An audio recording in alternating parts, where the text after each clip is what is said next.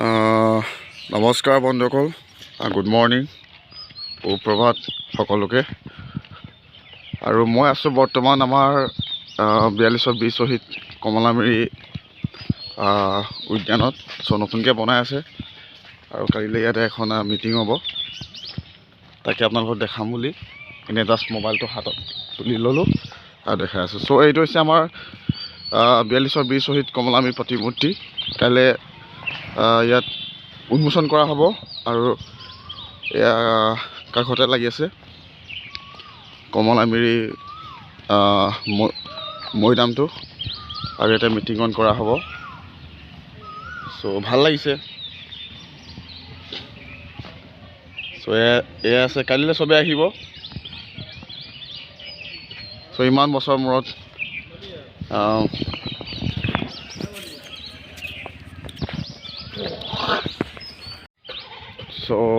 বন্ধুসকল, অহাকালিলৈ চবেই আহিব। কালি 23 তাৰিখ ন? অহা মানে 23 এপ্ৰিলৰ দিনাই মৃত্যুবৰণ কৰিছিল আমাৰ বীৰ শ্বহীদগৰাকীয়ে। সেয়া নতুনকৈ বনাই আছে আৰু ইমান বছৰ মূৰত যে এনেকুৱা এটা পৰ্যায়ৰ সন্মুখীন হ'লেই আমাৰ গাঁওখন, হয় নাই? নহ'লেতো ইয়াতকৈ আৰু নাছিলে ন? সেয়াই ভাল লাগিছে মানে। কাইলৈ লগ পাম, কাইলৈ কথা পাতি আছোঁ। বহুতখিনি ক'বলগীয়া আছে ইয়াৰ ওপৰত। এইবিলাক মজা বনাইছে ন? এইবিলাকত সেই কিবা লিখিব চাগে ন? এইবোৰত কিবা লিখিব চাগে।